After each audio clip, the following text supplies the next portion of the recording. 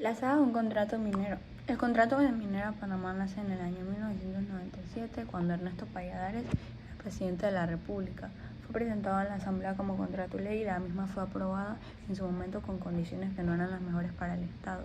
Por ejemplo, que la cantidad de dinero que se entregaba al país no era exactamente un número que nos beneficiaba, ya que no se establecía tampoco qué tipo de metales eran los que salían y se extraían, y no había más regalías a Panamá si, por ejemplo, en un año se extraía más minerales de lo común. Y este tipo de cosas, no pagan impuestos. Todas las empresas pagan impuestos en Panamá, sean nacionales o internacionales.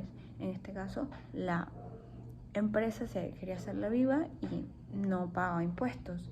Las concesiones no eran muy controladas y en el tema ambiental no estaban reguladas ciertas cosas, sobre todo en cuanto a la salud de las personas y este tipo de cosas.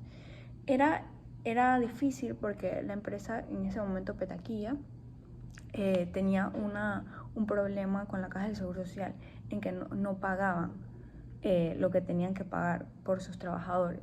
Entonces eso era un requete problema porque hacía que la caja estuviera más en deuda, y el problema de la caja viene desde hace años. Entonces era como muy perjudicial para los panameños en ese momento que la empresa le estuviera quedando mal. Y bueno, al punto que se decretó un secuestro sobre la finca más grande donde estaba la concesión minera. Al final, en la venta de la finca, porque al final se tenía que conseguir el dinero, y le prometieron a la Caja de Seguro Social que en algún momento le iban a pagar, lo cual no pasó, y bueno, no se pudo. En el año 2014 la empresa minera se hace con el contrato a sabiendas de que ya habían demandas de inconstitucionalidad, cosas que iban en contra de la Constitución. En el 2017 que se oficializa el fallo de la demanda de hace 10 años. Es en 2017, pero en diciembre de 2016 el gobierno de Juan Carlos Varela se emitió la resolución mediante el cual se prorrogó el contrato de minera por 20 años más, en donde no se cambió nada ni se mejoraron los intereses, solamente siguieron. Cuando sale el fallo de 2017, los abogados de la empresa presentaron una serie de recursos con el único ánimo de atrasar la demanda y eficacia de ese fallo. Los recursos fallaron porque al final seguían el proceso corto y este tipo de cosas.